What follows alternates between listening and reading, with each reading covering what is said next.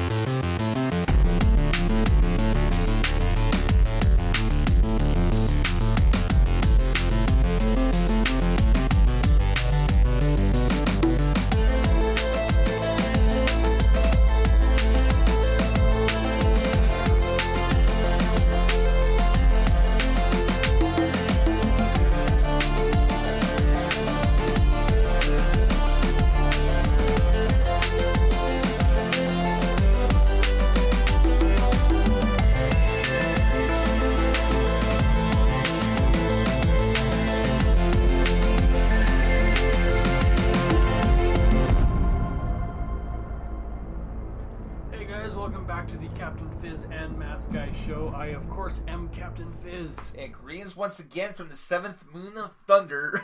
I am that mask guy. How y'all doing? Yeah, tonight is accurately named Tuesday Blitz. It is Tuesday, and we have tons to talk about. I don't even know where to begin. Well, you know what? I mean, again, I took last week off because I had family in town. So, I mean, I guess we could just go over some of the stuff that we kind of missed from last week.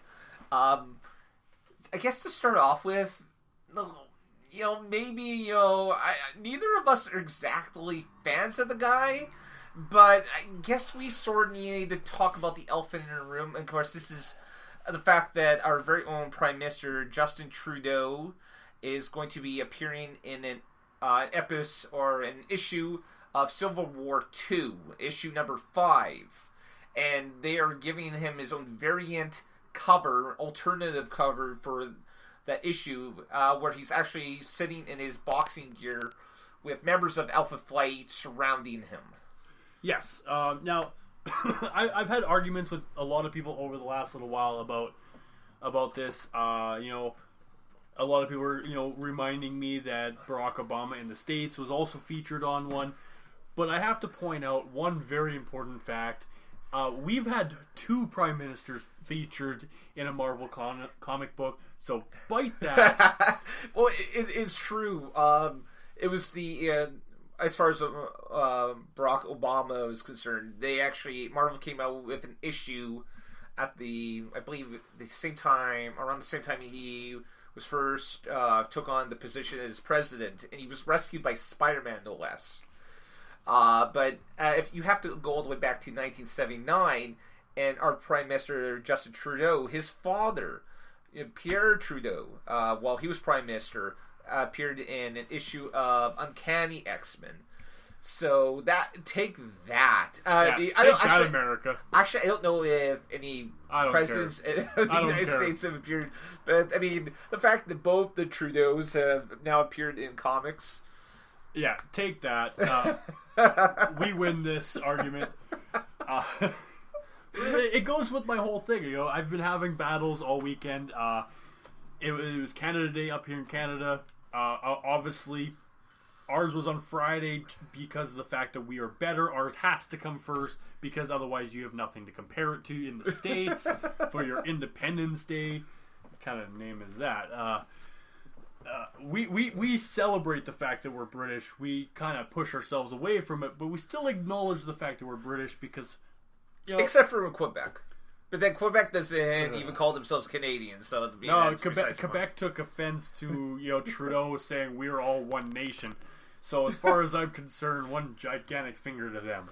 Hey, once again, we make absolutely no apologies for the opinions of Captain Fizz. Of all things to be offended to, you're offended by being classified as one of the greatest nations in the world, and you're offended by it.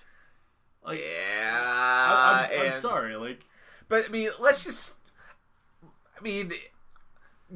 just really interesting because none of our past prime ministers. Wasn't just about the Trudeau boys that goes off and entices Marvel to go off and to bring him in. I know part of the issue here was that with Civil War II coming out, they've decided to make it a little bit more international. So I don't completely understand the full story surrounding Civil War II, but from what I understand, Alpha Flight, goes to their prime minister because they technically work for the Canadian government to get his opinion on what side of a certain issue they should be on. Just say how it is. They needed a so-called pretty boy to make the article look better. That's all it is. It's a so-called pretty boy, that pretty face, that, You do realize that we went off and we tagged him with his own Twitter account. Oh, I don't care. For this episode. I don't care. He's a pretty boy. Well, of course he's a pretty boy, but I'm sorry. Does that make him a bad prime minister? Does that make him a good prime minister? I'm sorry, that guy can't go anywhere without his whole media team following behind and taking pictures and. Well, it could be worse. I mean, the Americans did. I think it was actually 60 Minutes who actually said that Kim Cattrall was his mother. So. Well, we all know how that goes. Yeah, I mean, nothing against Kim Cattrall, but thank you, American media, for proving once again that you do not know how to go off and get your facts straight. Yes. Now, this is not necessary. If you're actually no, I'm not taking that one back, guys. No. You can go off. You can send me all the hate mail you want at that mask guy on Twitter. Go ahead, hate on me if you like. Everyone knows that the American media gets it wrong when it comes to Canada. Just ask Fox News. There's a show up here in Canada called This Hour's Got 22 Minutes. And Rick Mercer would go down to the States and go off and feed Americans a bunch of lies about Canada. And they would completely believe it. I think he still does this on the Rick Mercer report. He even referred to our last Prime Minister, Stephen Harper, as the first president of Canada, and people believed it down in the States. I hate to say this, but the way he acted, he did act as a president, not so much a prime minister, so it's believable. But it's just, I think it's hilarious. I have to state, there are a few very important reasons why Canada is better than the States, and I have to say this because, what this weekend was... Okay, hold a second. Once again, the opinions of Captain Fizz do not necessarily match those of the Captain Fizz and Mask Guy show. What am I saying? I mean, there's only two of us on this show, so his opinions aren't necessarily my opinions, but they sure as hell are funny, so continue on. Okay. The three very important facts that make Canada better than the States are Deadpool, Wolverine, and the fact that the Canadian Maple Leaf was on an episode of Game of Thrones. Wait, isn't maple leaf trees in a lot of other countries? I don't care. They were red. They are in the United States too. They just happen to be our. Bite me. It is and how hard? It is a Canadian maple leaf. It was Never on mind. Game of Thrones. I don't want to know. No. It was on Game of Thrones. It was a Canadian maple leaf. We are better. We are on one of the highest watched shows next to The Walking Dead. Yeah. Screw it. Bite it. So we'll move along into again we brought this up because it was kind of interesting when I first heard about this and banged my head against the wall a little bit. I tagged you in it last week and we immediately regretted talking about it. But you know what? I do think it's interesting because they decided because of his public image where he doesn't come across as being like a lot of our past prime ministers have. Where, he seems to be a little bit more of a casual person. That's part of the reason why they went off and they did this variant cover for issue 5 of Civil War II. And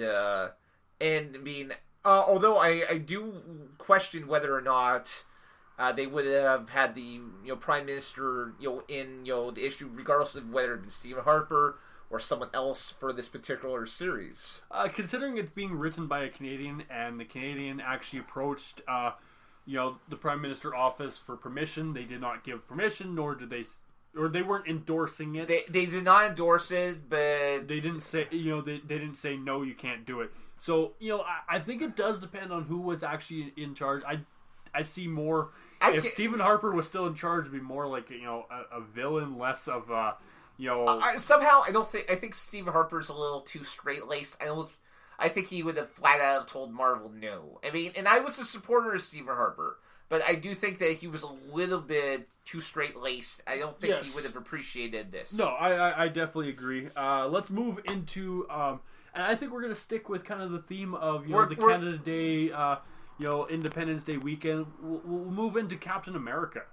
Yes. Okay, so, again, I don't remember all the facts. I don't read the comics, but it was in the, I guess, issue 2 of the new Captain America series, we find out that surprise, that Captain America's memories have been altered by a character in the Marvel Universe on the bequest, I suppose. I'm probably getting the word wrong, but from Red Skull, so his memories have been altered to believe that he is really a Hydra agent when he is not really. Yeah. So obviously this is, I guess, supposed to go off and help a lot of people feel okay about the whole situation with him turning. I think it's a very unique aspect. This is actually one of the scenarios that you and I discussed when they first announced that he was a Hydra spy. It was a very legitimate theory that we had. And I think it really makes him seem more human, more down to earth, more approachable than he would have, in any other scenario. Just because of the fact it shows that, okay, yes, they can reach him, they can affect him, they can, they can actually hurt him in, some very unique ways. So it does make him more, likable as a character. And I guess, this is going to be their out. Because, there was a lot of people who were completely up in arms about the whole situation, about this. And but it was interesting because I don't have the exact quote in front of me from Douglas Adams, who's best known for writing The Hitchhiker's Guide to the Galaxy. And it says that... I'm going to get this wrong, guys, so I apologize, but it's something along the lines that from, anything that happens before the age of 20 is something that you think is just natural. So anything that was invented by then. From the time from 20 to 35 is considered, you consider to be visionary and wonderful. Anything after 35 you consider to be wrong and should not happen. And this was, I know I'm getting this wrong. It's been a long time since I went off and read the book. But this was brought up from someone who who was responding to a YouTube video. Not necessarily about this whole thing with Captain America, but with something else that came up with, and how everyone is kind of up in arms about it.